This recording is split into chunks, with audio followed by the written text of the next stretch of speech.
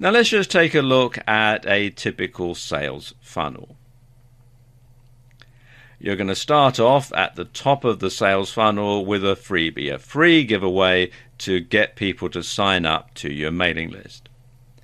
Then you're going to sell them a lower priced item, then a mid-range item, then a high priced item, a higher priced item, and then finally a very expensive item or an expensive service. So as the people go down the sales funnel, they build more and more trust in you. They're more and more likely to move up to the next level, and you can sell them more and more expensive things, expensive items, expensive products, expensive services, that sort of thing. Okay, let's look at the top of the funnel, your freebie. Now, your freebie is usually a free report or an ebook. And you use this as an incentive to get people to sign up for your mailing list. What is the key to a successful sales funnel? Well, it's not the products that you offer. It's not the services that you offer. It's not the price points that you offer. The key to a successful sales funnel is your mailing list. And that might seem a bit odd, but think of it as the start of your sales funnel, because without a mailing list, nothing else happens. So why is your mailing list so important? Well, first and foremost, it enables you to keep in regular contact with your prospects and customers. You know the old saying, out of sight, out of mind. So if you're not in regular contact with your prospects and your customers, they're likely to forget all about you, and they're going to go and purchase from somebody else. So you're going to lose out to the competition. Now, you're going to need more than one mailing list. And that's because once someone makes a purchase, you want to move them from the prospects list to the customers list, so that you know that people who have already bought from you are going to have more trust in you. So you're not going to have to sell quite as hard to them as you do to the prospects who've only got your freebie. And there are some marketers who go even further and have a separate list for each stage in their sales funnel. So once somebody has bought the low or a mid-price product, they get moved on to a separate mailing list, and they start being offered the high-price products. And then when they bought those, they moved on to the higher-price products list, and so on. So at each stage of the game, they're moved over so that they only get offers that are more expensive and offer better value for money. Okay, now let's just take a look at how the whole process works, and I put together a diagram that explains it. And it works a bit like this. First thing that happens is a prospect visits your website and orders a freebie. So they go to your squeeze page, as it's called, and they get the information and they enter their name and their email address in, and that gets added to the mailing list. So then they get sent the download link to the freebie, and they've got the freebie, and they should be happy. Then the prospect is sent lots of useful information. Now, this is part of the process that a lot of people get wrong. They think that all they have to do is keep hitting their mail list with sales information, with sales things, you know, buy this, buy my product, buy this affiliate product. And it turns people off. So what you want to do is you want to make sure that people know that they're going to get a lot of information from you for free, in addition to the freebie that they've been sent. And exactly how often you send this out is going to depend on your niche. It's going to depend on how you operate. But as a sort of a general rule, you want to send probably 2 or maybe 3 pieces of free information to your list for every 1 sales email that you send. So once that's done, your prospect is sent information about your low-priced product.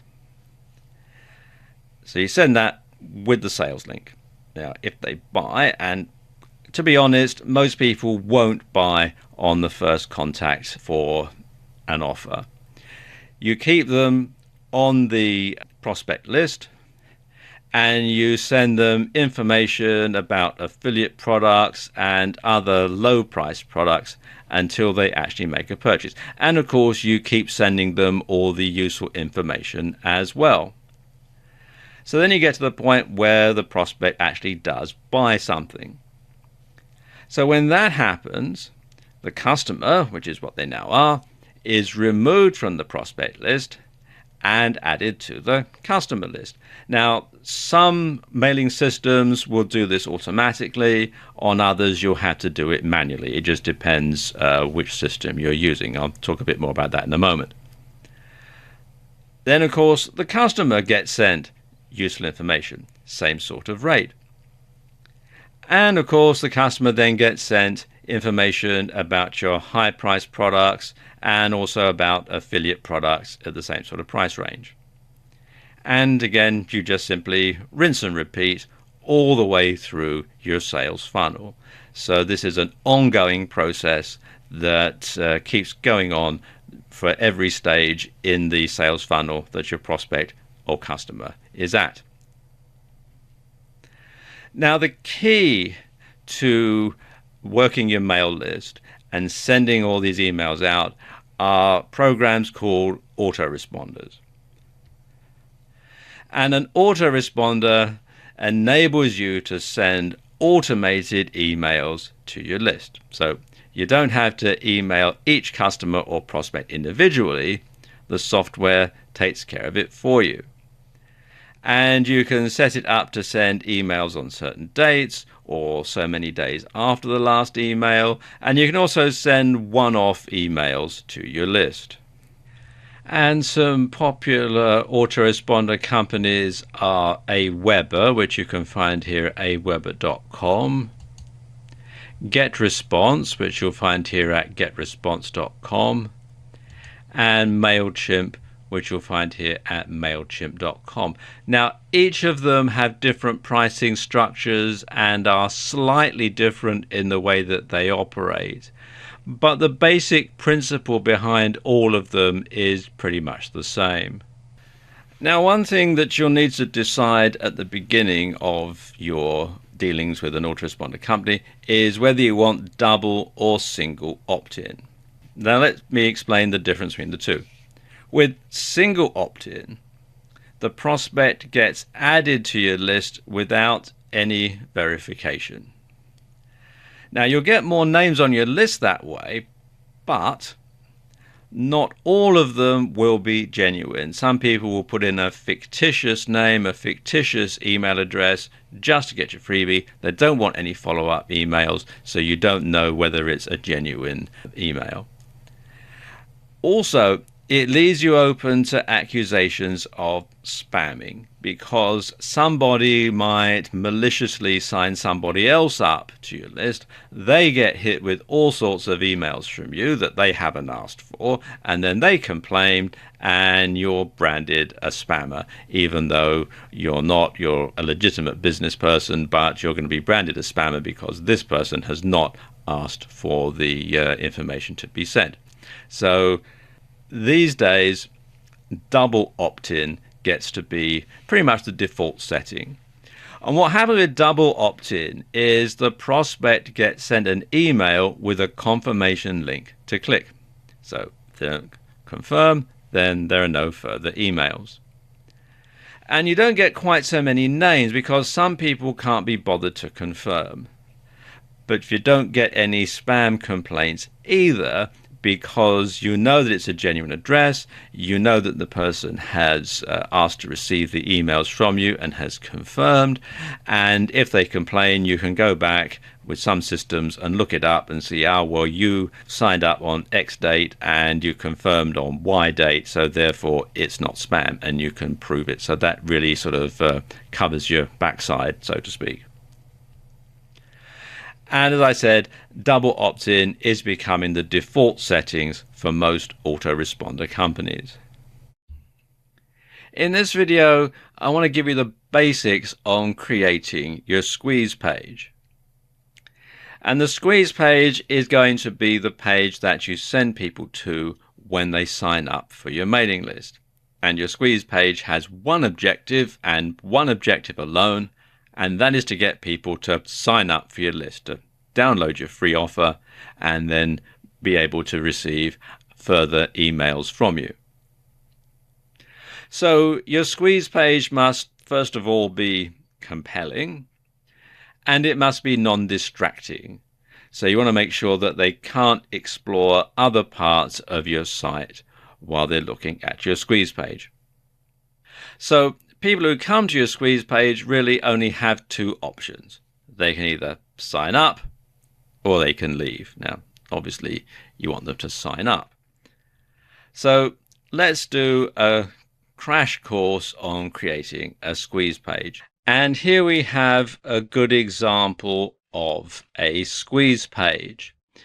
And this is just a simple HTML page which I made using SeaMonkey, which is a free open source HTML compositing software which you can download for free from this URL. And a lot of people, when you say HTML, they go, oh, well, that's so old-fashioned. Well, yes, it is, but it still works. And the thing about this is, as I was saying earlier, you cannot do anything other than either sign up or leave when you come to a page like this. And SeaMonkey will do all the HTML coding for you. You can see here's the HTML source. And if we go back to normal mode here, you can get a better idea as to how it all looks. What we have is first of all, a compelling pre-headline that draws people's attention in. Then you have a benefit-laden headline. You download our free report today and discover an amazing benefit. So you would make sure there are plenty of benefits in the headline. Then you have three columns here. Over here on the far left-hand side, you're going to have a graphic about your free report, or if you're giving away software, you might have a software box here, but it's something to grab the viewer's attention, something that they're going to look at.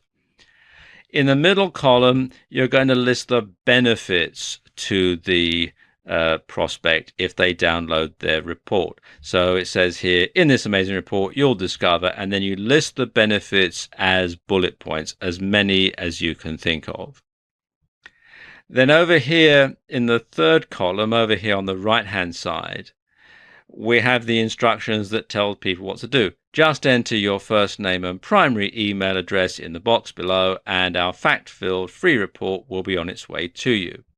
Then you have the sign up box, and you'll get the code for this. Let's just go back to HTML code again.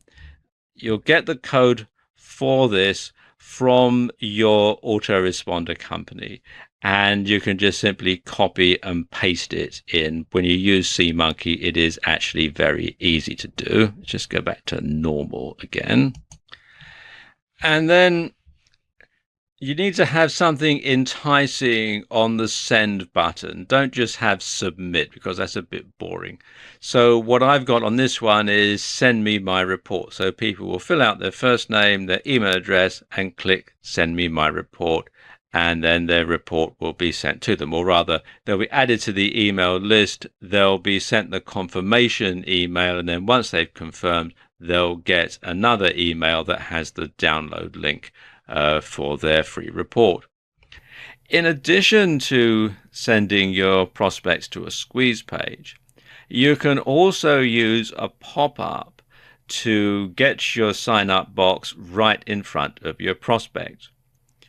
Now, pop-ups have a bit of a bad reputation. A few years ago, you used to get lots of pop-ups on websites, so much so that browser developers like Microsoft or like Thunderbird, Mozilla, all programmed their internet browsers so that you could block out pop-ups. But particularly if you have a WordPress site, there are some ways around that, and you can use a plugin to make an unblockable pop-up. And these unblockable pop-ups are better known as popovers, and you can install them from within the WordPress dashboard. Just go to plugins and then add new, and then do a search here for popover. And you'll see there are a number of different ones here that you can get. And what these will do, they'll basically cover the screen when somebody comes to your WordPress blog with a version of your squeeze page. And it lets people simply enter their details there. And because it covers the screen, you're not going to get any distractions. And again, people will have the option to either enter their details or leave. How exactly do sales funnels work? Now, this is something that causes a lot of confusion. So let me just give you an overview in this video. Now, the principle behind a sales funnel is to build trust. Trust in you, trust in your products or services, trust in your ability to deliver on time, and perhaps most importantly, trust in your ability to provide value for money. Now let's just take a look at a typical sales funnel. You're going to start off at the top of the sales funnel with a freebie, a free giveaway to get people to sign up to your mailing list. Then you're going to sell them a lower priced item, then a mid-range item, then a high priced item, a higher priced item, and then finally a very expensive item or an expensive service. So as the people go down the sales funnel, they build more and more trust in you, they're more and more likely to move up to the next level, and you can sell them more and more expensive things, expensive items, expensive products, expensive services, that sort of thing. Now let's look at how this works in some detail. For the purposes of this video, I'm going to assume that you're in the internet marketing niche, but it's just for illustration so that I can give you some practical examples. In reality, what I'm going to tell you can and does work in every niche, and it works for goods or services, but it works best with a combination of both. Okay, let's look at the top of the funnel, your freebie. Now, your freebie is usually a free report or an ebook, and you use this as an incentive to get people to sign up for your mailing list. So people come to your website, they sign up, and they get this free ebook or this free report, and that's got them on your list and into your funnel. Now, it must be high quality, and this is something very important when you're first starting out and you want to make sure that everything that you provide is of the highest quality. So it must be high quality, and it should be something that you could command a good price for if it was sold. So it's something that has a high perceived value, something that's worth money, but you're giving it away for free. And it should contain useful information that your customer can start to use right away. Something else that you can also do with your free report is to include a clickable link to your website and giveaway rights to it. And that way, if people share it, then the report can also be a useful traffic generator, because people will see the free report you've given away, they'll see the link to your website in the back of it, and through curiosity, then they come and visit your site. So once you've got them signed up for the free report and you've got them on your mailing list, the first thing that you're going to offer them is a lower priced product. And it's usually an ebook, principally because you can deliver it digitally. Now, this lower price product should contain a lot of information, and it should be a reasonable length. 20 pages of A4 or letter size is a good rule of thumb. Now, you want to really over-deliver on this, because the idea is that you use this to showcase how good the rest of your products are. So people buy your lower price product, they're completely blown away by how good the quality is, and so they go ahead and they buy something more expensive from you. So you want to keep the price fairly low, but not so cheap as to make people think that it's not likely to be any good. Because sometimes people will look at something and they'll think, oh, that's so cheap, it's got to be rubbish. But where in fact it is actually good quality. So you don't want to make it too cheap, but you don't want to make it too expensive either. And usually something like $9.95 or something similar is a good price for your low price product, because after all, under $10, people can not think twice about spending that sort of money. And also, you want to offer a money-back guarantee so that if people do buy your low-price product and they don't like it, then they can get a refund from you. So there's no risk attached to it. Then you sell them your mid-range price product. And this is something that's slightly more expensive than your ebook. And it can actually be an upsell to your low price product. So once someone has bought your low price product, you immediately offer them this mid-range product right away, and offer them perhaps at a discount over what you would sell it if it were a standalone product. Because you see, once someone has bought something and they're in buying mode, they're much more likely to make an additional purchase.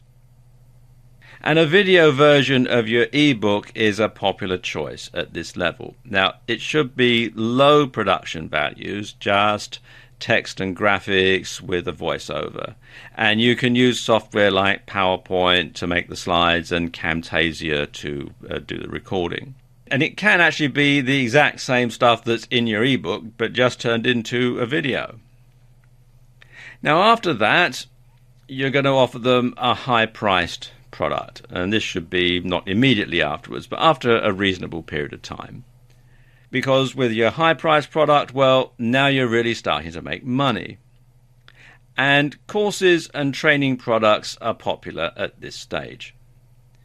And these should be a combination of text and video.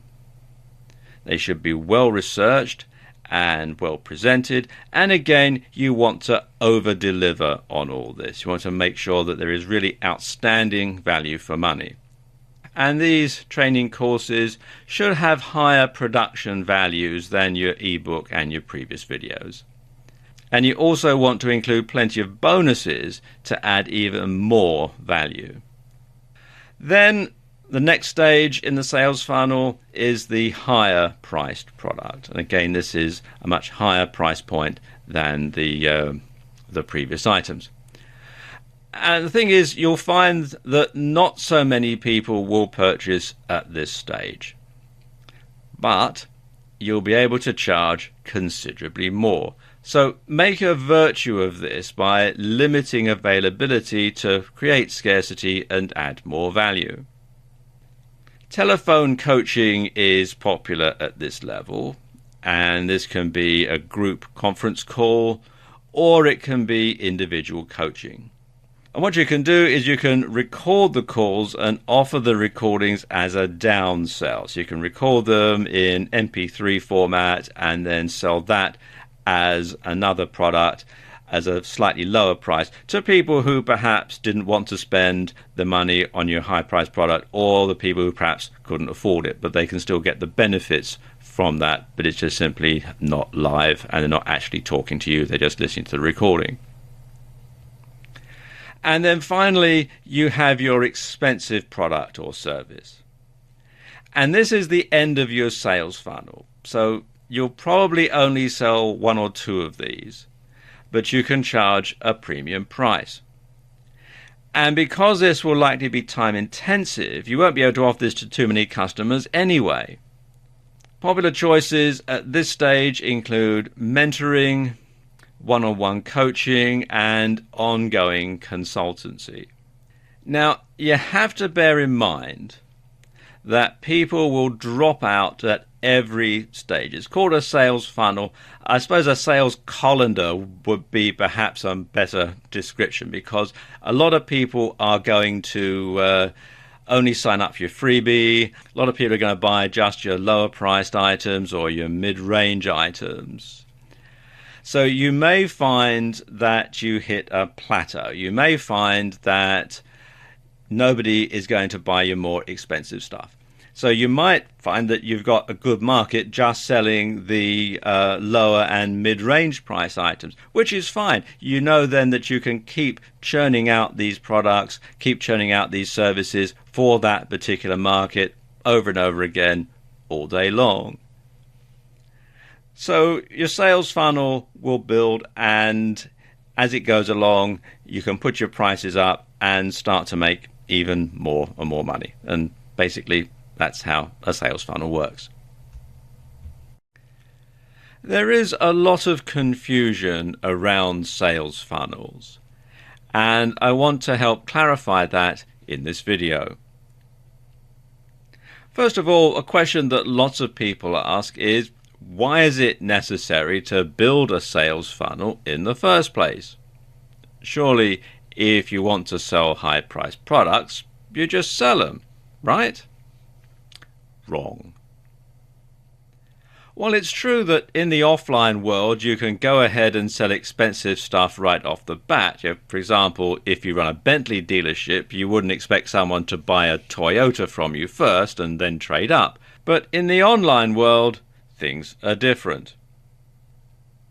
Unfortunately, there is a tremendous lack of trust online. And it's not surprising. Some online traders are sadly less than honest. And online, it's easy to deceive. For example, your website might give people the impression that your business is a large operation run from slick offices in the heart of the city, when in reality, you're just some guy who lives in a down-market neighborhood and works out of his spare bedroom. But of course, your website might give a completely different impression. And to put it bluntly, most people you deal with online for the first time are going to assume that you're a crook until you've proved otherwise. And a sales funnel enables you to do this. With a sales funnel, you can establish that you're a real business, you provide quality goods or services, you deliver on time, and perhaps most importantly, that the customer is going to see value for money. And when people know and trust you, it's easier to make sales. And I've heard it said that people will want 5 points of contact with you before they'll really trust you. But when they do trust you, they'll know that you're not a crook, they'll know the quality of your goods and services, and they'll know that you know what you're talking about. And this is where a sales funnel comes in. You start by giving away something for free, you then sell them something inexpensive, then something more expensive, then something even more expensive, and so on, all the way along. And once someone has bought a cheap item from you and is happy with it, they're more likely to purchase a more expensive item from you. It's just human nature. Or to put it another way, it builds confidence and trust. In this video, I want to talk about traffic, because generating traffic is the start of your sales funnel. Without traffic, nothing else happens. So you want to get people to your squeeze page to sign up for your freebie, sign up to your mailing list, and then everything else can flow from there. But if nobody actually comes to your page, if there's no traffic, it doesn't matter how good your products are, it doesn't matter how well thought out your sales funnel is, nothing is going to happen. It's just going to simply wither and die. So let's talk about different ways that you can get traffic to your website. Perhaps one of the best ways, and certainly one of the most efficient ways of getting traffic to a squeeze page, is via solo ads. Now, the way solo ads work is you pay a list owner, another mailing list owner, someone in your same niche, to send an email to their list advertising your freebie. And then people go to your squeeze page and sign up. And this works because it's super targeted. The people on the list are going to be in your niche and they're going to be interested in your giveaway. It's probably the most cost-effective form of advertising if you're just starting out. Now, if possible, and this isn't always possible because it depends on what type of mailing list software the person who owns the list that you're buying into has got. But if possible, you want to try and split test your ad. So you want to have two different versions of your ad sent to selected portions of the list. And then you want to see which one converts the best. And so you can then roll out that message to the entire list, and you'll know that you're going to get a lot of good responses that way.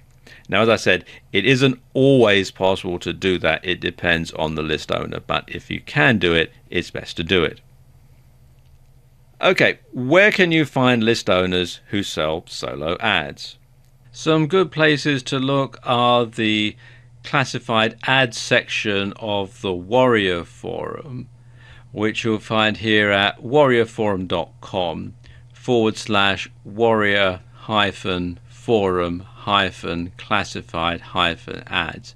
And the Warrior Forum is a forum for marketers, so you can connect with other marketers, and you're going to find lots of people on this site who have lists who will be prepared to sell you a solo ad. So you can look at all sorts of different niches from this site, from marketers on this site. Another good place to look is on Facebook, and in particular this group, which is Solo Ads Testimonials. You can find that at facebook.com/groups/Solo Ads Testimonials. And you can see here where people give feedback on solo ad vendors that they've used, and it's a good place to find people who let their lists out for solo ads. Another way to drive traffic to your website and to your squeeze page is via social media. And when I say social media, I mean sites like Facebook, Twitter, Google+, Pinterest, LinkedIn, and more. Now, a couple of caveats here. First and foremost, realize and be aware that it does take time to build a list using social media. It's not going to give you the sort of instant traffic that you're going to get via solo ads. And you must be careful not to violate the network's policies. Some social media networks are more open to this sort of use than others. Now, regardless of what social media network you're targeting, probably the simplest way to drive traffic to your squeeze page is to have that squeeze page as your website in your profile. Lots of social media networks will want you to fill out a profile, and there will be a space there for you to put your website URL in. Well, if you put your squeeze page there, when people want to find out more about you, they go to look at your profile, they see the link, they click it, and they're taken to your squeeze page and they can sign up. The way that social media sites operate and generating traffic from social media is quite an involved subject and goes beyond the scope of this video. And of course, you have to approach different social media sites in a slightly different manner. However, there are some things that you can do on any social media site, like including the link to your squeeze page in your profile, that are going to get you lots of profile views, that are going to get lots of people interested in you and curious about who you are and what you do and that sort of thing. So a few good rules of thumb, regardless of the social media network, is to first of all follow lots of people in your niche. Make sure that you're on lots of different lists.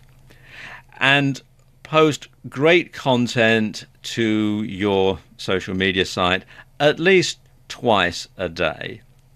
And it shouldn't be too salesy. It should be, participating in the discussion that's going on the social media site. You also want to share your chosen social media page on your website. You could have a little thing that says follow us on Facebook or visit my Google Plus profile, that sort of thing. And you also want to promote your social media page on any marketing material. So you want to have it on your business cards, on posters, on offline ads, on internet ads, etc. Similar to social media sites are forum sites. And forum sites are probably better than social media in lots of ways because they tend to be very niche specific. So you find that there are forum sites that are aimed only at specific industries or specific interests. So what you can do on a forum site is, first of all, you can have the link to your squeeze page in your profile as before. The same things apply as on social media. But you could also have a link to your squeeze page in your SIG. And this is a good example of a forum SIG. This is on the Warrior Forum, which is an internet marketing forum. But you can see I can click on these leads here and get taken to this person's website very easily. Now, some forums will let you join as a free member, but you have to pay in order to have a SIG link.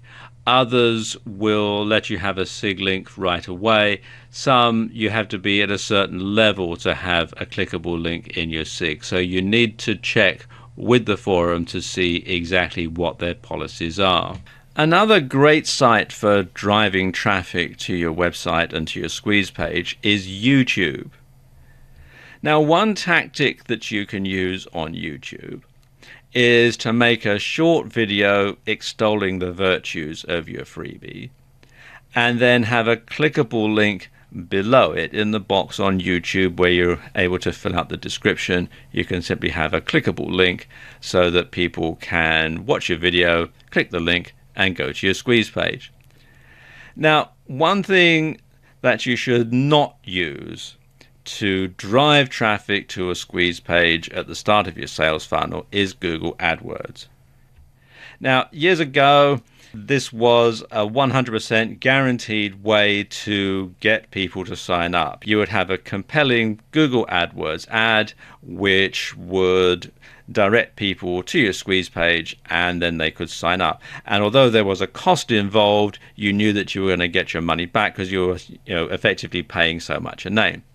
Then Google changed their policies and this became strictly forbidden, and anybody who did that found that immediately their AdWords account was shut. They were banned from using AdWords forever, and it just made life very, very difficult. So of all the different methods, one that you should not use is AdWords.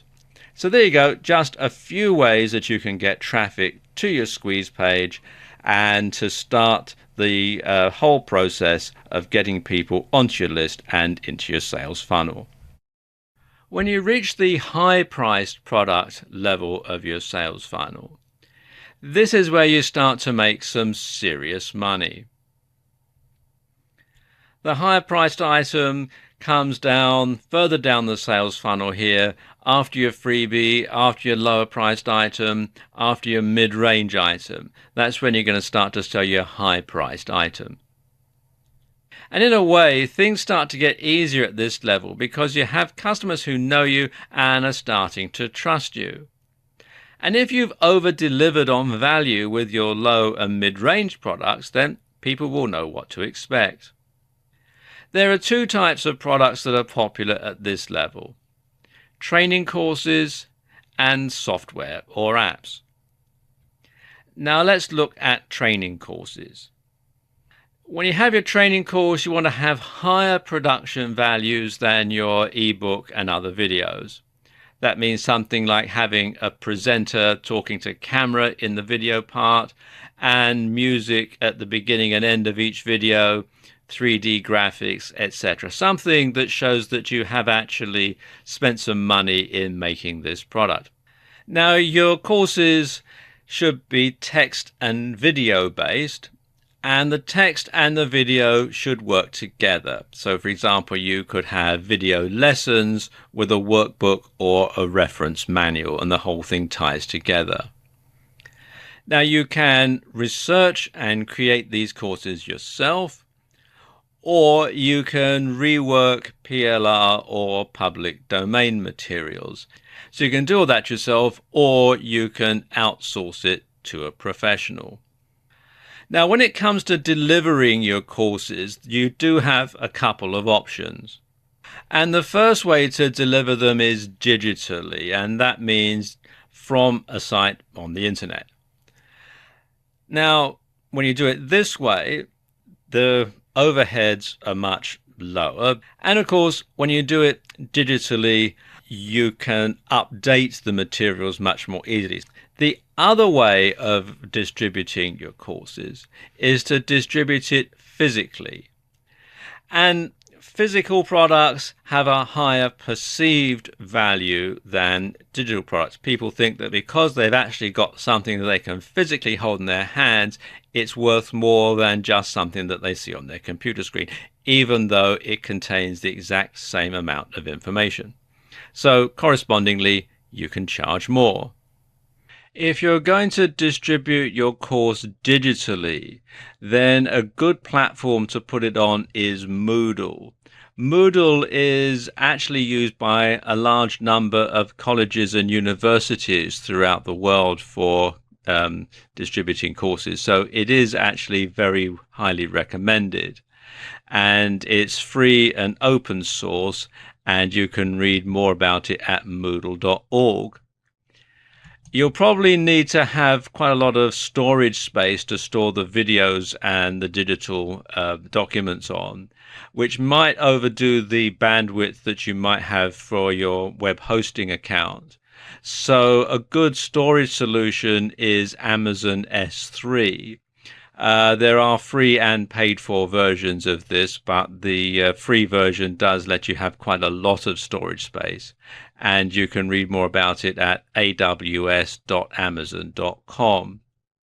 You might also consider putting it on a third-party platform.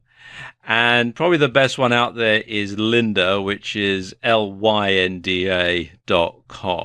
And Lynda is actually owned by LinkedIn now. And there's all sorts of different courses out there that you can use, and you can actually start to drive traffic to your course via Lynda. It's actually quite a good deal. If you want to distribute your course physically, then a good company to use is Vervante. They will handle everything, all the printing, all the duplication of the CDs and DVDs, etc., and then send everything out in the mail. They're a US-based company, but they will distribute worldwide, and you can read more about them at vervante.com. Finally, there's Amazon CreateSpace, and this is great because not only will they print it on demand and duplicate it on demand, they'll also list it on Amazon.com, so you can start to sell your courses that way outside of your sales funnel. So it is actually quite a good idea to sell via CreateSpace, and you can find out more at createspace.com. Now, the other popular product at this level are software and apps. Now, if you decide to do that, your software or your app should solve a specific need for the customer, and it should make the customer's life easier. But also, if you're going to develop a software or an app, you want to make sure that it's not something that's available free on the internet, because people are not going to buy your product if they can get it for nothing or download it for nothing off of another website. Now, there are a number of different ways that you can make the app. You can write the program yourself, or you can hire a coder to write it for you. So if you're not a coder yourself, then it's best to hire someone to do that for you. Now, the process is longer and more complicated than creating a training course, as you have to allow for beta testing, debugging, etc., etc. And digital delivery is the norm for software or an app. Now, let's just look at some software resources. If you're looking to outsource the coding of your software or your app, then a good place to hire a coder from is Rent-A-Coder, which you can find here at rent-acoder.com. And a good distribution platform for apps and software is CNET, and you can find out more at cnet.com. Regardless of whether you're going to do a training course or whether you're going to make software or an app, you want to survey your customers at this point to find out what they want. And it's best to do it at this stage in the sales funnel, as you can use this information to develop products at this level and also later on. Now, people on your prospect list may just be freebie seekers who are looking to get stuff for free. So they're not really the best sort of people to ask what they want, because their answer is going to be, well, something for nothing. So after you've actually got customers, people who've actually parted with money to buy one of your products, then that's the best time to do the survey and to ask them what they want. There's a couple of options when it comes to survey software. The first one is SurveyMonkey. Now, this is a hosted solution, and you can read more about it at surveymonkey.com, and there are free and paid for versions. Another option is Lime Survey, and this is a free open source solution that you host on your own server. And if your hosting package comes with Fantastico or Softalicious, you may be able to install this from within cPanel. Otherwise, you can download the software from limesurvey.org and install it manually. It's actually quite straightforward. At this stage in the funnel, when you reach the point on your sales funnel where you're selling your higher priced products and services, you're going to be selling smaller numbers, but you're going to be making bigger money. Now, this level comes pretty much the penultimate level to your sales funnel. So people have downloaded your freebie, they've bought your lower priced, mid-priced, and high-priced items, and now you're going to offer them something that's quite expensive, but is very, very good quality. And two types of products are popular at this level. One is telephone coaching, and the other is a masterclass. Now, telephone coaching can be one-on-one, or it can be group calls, or it can be a combination of both. So, for example, you might have a group call where you're speaking to a lot of different people on the call, and then you open up the lines to have Q&A at the end of the call so that people can then ask you questions and everybody can hear the answer. Now, one thing that you want to do beforehand is to send out a questionnaire so that you can tailor the calls to suit the wants and needs of the participants. And then you structure the series of calls so that they follow an agenda and you can guide the participants towards achieving their goals. And something else you can do is you can record the calls and offer the recordings as a bonus. You can offer them for MP3 downloads, etc. Or you can offer this as a downsell to people who don't want to or who can't afford to participate in the calls themselves. Now, you won't sell as many of these as your other cheaper products. So make a virtue out of this by limiting the number of participants and creating scarcity. Now, there are lots of pros and cons to doing telephone coaching.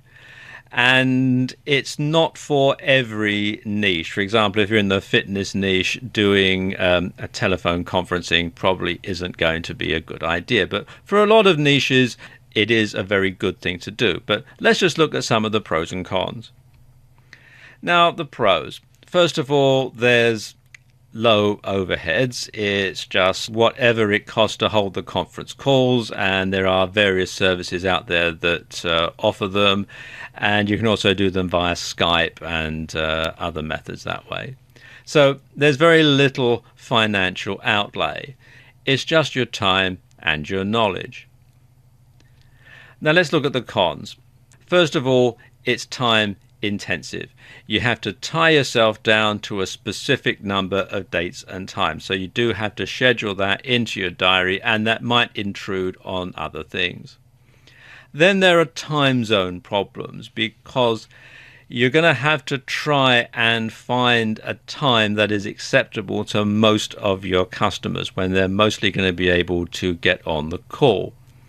And that can be difficult because, for example, if you're in a hobby niche, you might want to do the calls in the afternoon after people are home from work, or in the evenings.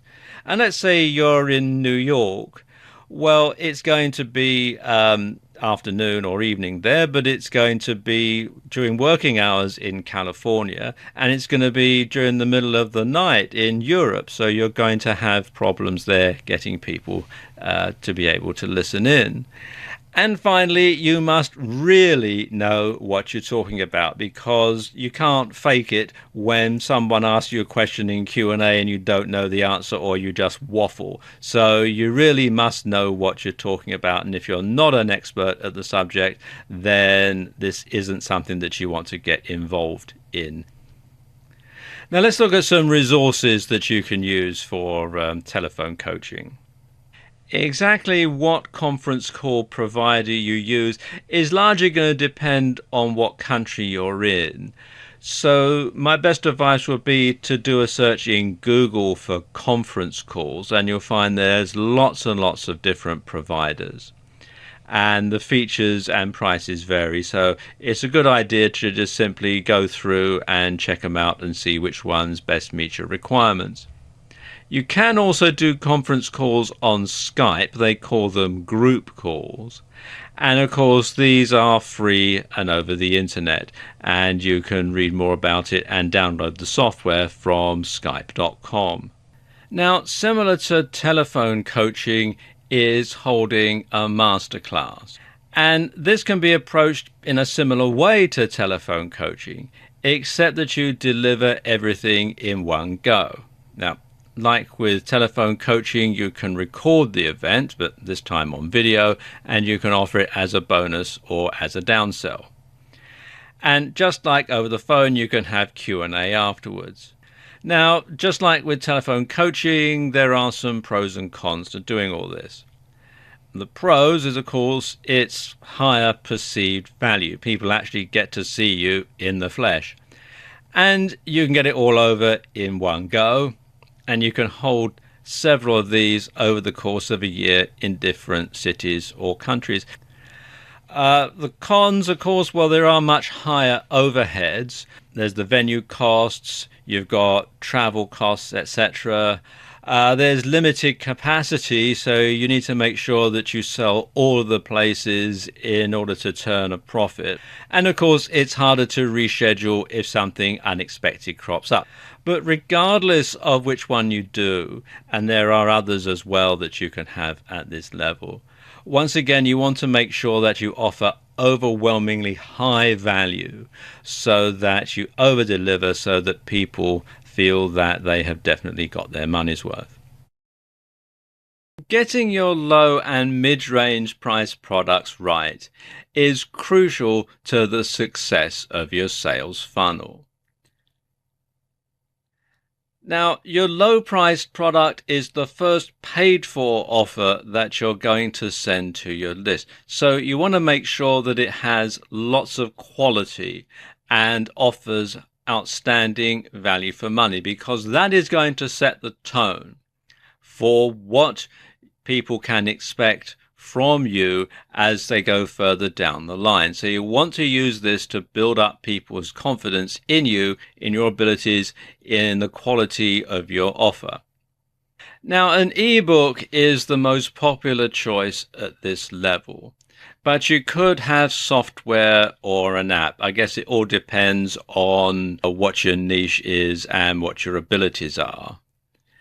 But for the purposes of this video, I'm going to assume that you're going to be selling an ebook at this stage, because that is the most popular choice.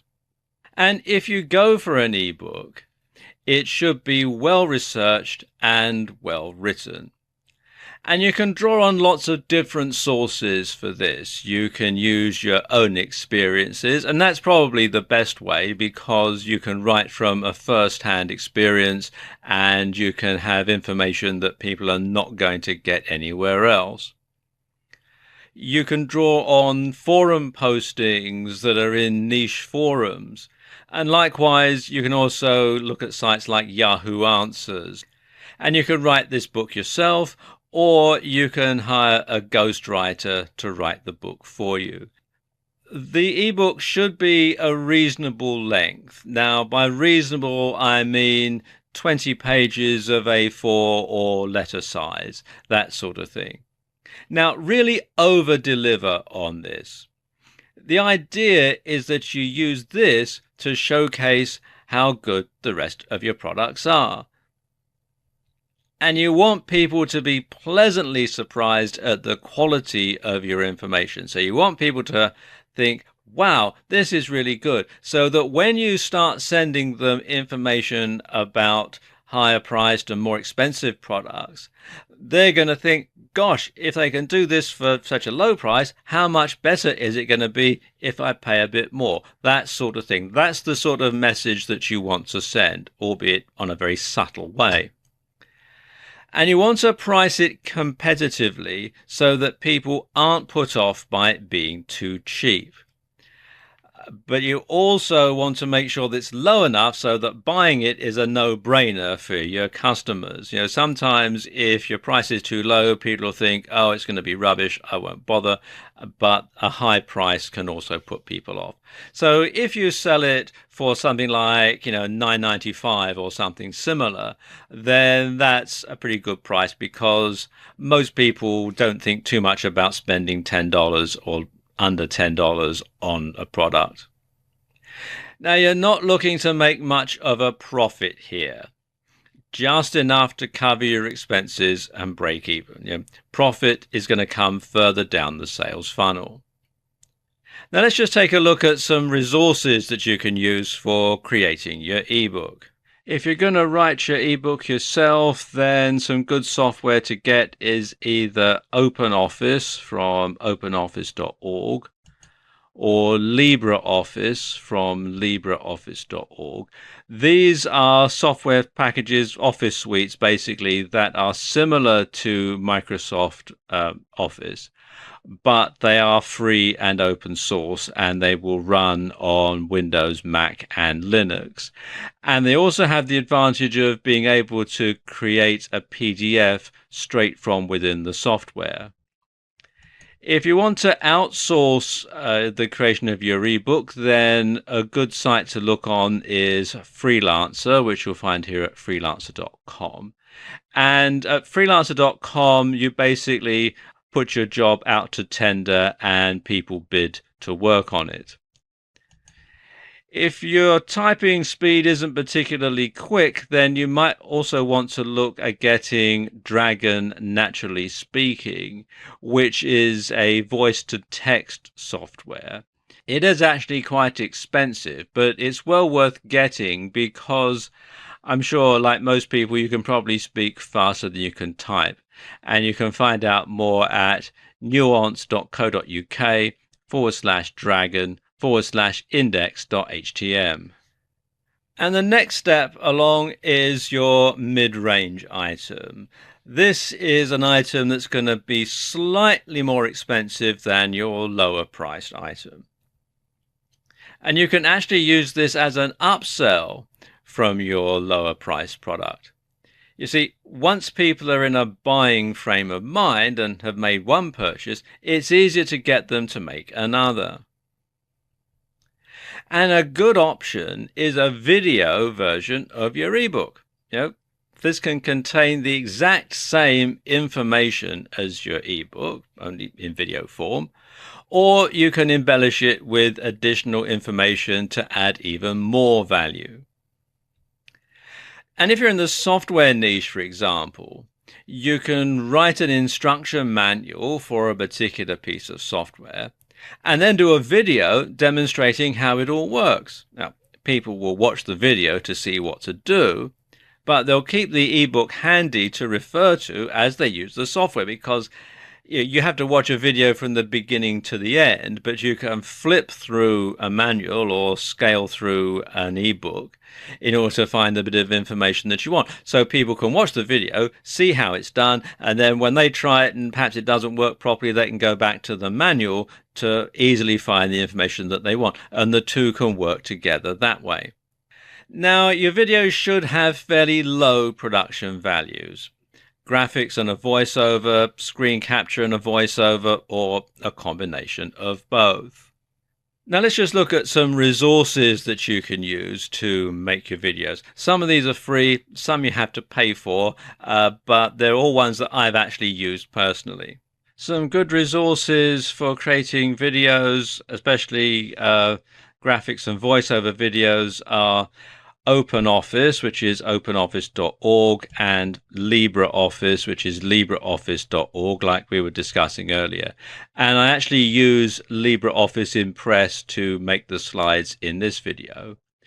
Or, of course, if you want the granddaddy of them all, you can get a subscription to Microsoft PowerPoint, which you can find out more about at products.office.com. To record the videos, probably the best screen capture software out there is Camtasia. Now, Camtasia will allow you to record from PowerPoint. It will allow you to record the screen if you're making a screen capture video. I'm using Camtasia to make this video. It's not particularly cheap, but there is a 30-day free trial at the time that I'm making this video, which means you have enough time to download the free trial version, and it's fully working and unrestricted, and make your video, put together your product, sell it, and make enough money to actually buy the full version of Camtasia. So it is actually quite a good deal that way. And you can find out more at techsmith.com/camtasia.html. Another good piece of software is Active Presenter. And Active Presenter is a bit like PowerPoint and Camtasia all rolled into one, and it comes with the editing software, which is what you really need to put the videos together and make them look good, which Camtasia comes with, but other screen capture software doesn't, but Active Presenter does. And there are free and paid for versions of Active Presenter. I've used the free version in the past, and it's perfectly adequate. And you can read more about it at atomisystems.com/Active Presenter. Of course, you can always outsource the making of your video to a professional, and you can find them on freelancer.com, like we were talking about earlier, or on the Warriors for Hire section of the Warrior Forum, and you can find that at warriorforum.com/warriors-hire. Now, with both your low and mid-range products, offer a guarantee to remove the risk from the customer. And the longer the better. Paradoxically, the longer the guarantee, the less likely you'll be asked for a refund. Now, you can also sell affiliate products at this level. Purchase the product yourself to make sure that it's good. After all, it's your reputation on the line with everything that you sell. And once someone has bought your low price product, you want to remove them from the prospects mailing list and add them to the customers list. And now you can start sending them information about higher priced offerings and begin moving them